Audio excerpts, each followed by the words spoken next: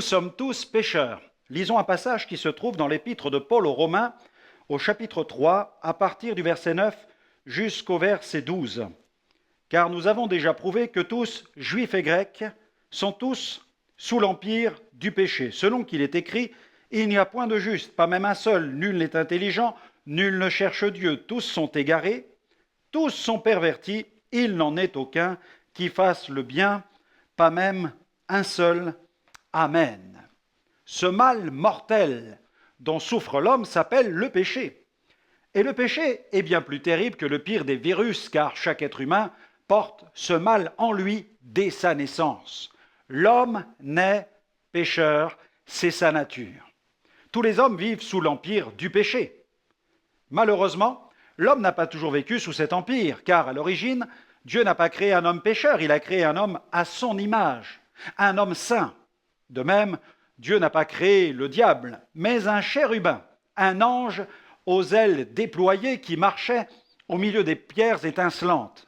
Et puis, à la lumière de la Bible, nous apprenons qu'une rébellion éclata dans le ciel. Immédiatement, elle fut réprimée. Ce chérubin tomba dans l'orgueil et sema le trouble parmi les anges, dont un tiers le suivit dans sa révolte contre l'ordre divin. Il voulut devenir l'égal de Dieu et même s'élever au-dessus de Dieu. Satan fut châtié, expulsé du ciel. Péché signifie manquer le but ou quitter la trajectoire. C'est aussi ce que l'homme et la femme firent en Éden lorsqu'ils décidèrent de prendre leur destin en main tout seuls. Ils voulurent avancer dans la vie sans Dieu. Malheureusement, les conséquences de ce choix furent catastrophiques. C'est l'histoire tragique de la chute, la grande tragédie humaine. L'homme pécha. Et ce mal mortel contamina l'humanité tout entière. La Bible dit, dans Romains 5, verset 12, « C'est pourquoi, comme par un seul homme le péché est entré dans le monde, et par le péché la mort, et qu'ainsi la mort s'est étendue sur tous les hommes parce que tous ont péché. » Sans Dieu, l'homme erre dans sa vie. L'homme moderne, il part à la conquête de l'espace, alors qu'il n'est toujours pas parvenu à la conquête de lui-même. Il se comporte comme s'il était né de père inconnu sous X.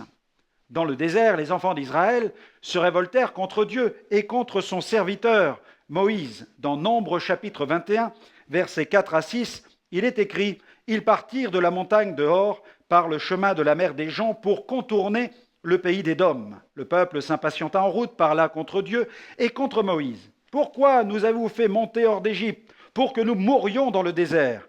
Car il n'y a point de pain, il n'y a point d'eau, et nous sommes dégoûtés de ce pain méprisable. » Alors l'Éternel envoya contre le peuple des serpents brûlants. Ils mordirent le peuple, et il mourut beaucoup de gens en Israël. Amen. Les conséquences du péché sont toujours les mêmes. C'est la mort. Mais il y a une bonne nouvelle pour le monde aujourd'hui. Dans Romains 6, verset 23, l'apôtre Paul a écrit « Car le salaire du péché, c'est la mort, mais le don gratuit de Dieu, c'est la vie éternelle en Jésus-Christ, notre Seigneur. À Dieu soit la gloire. » J'aimerais vous recommander cette prière pour aujourd'hui. Seigneur, je te demande pardon pour mes péchés, mais aussi pour ceux dont je n'ai pas conscience.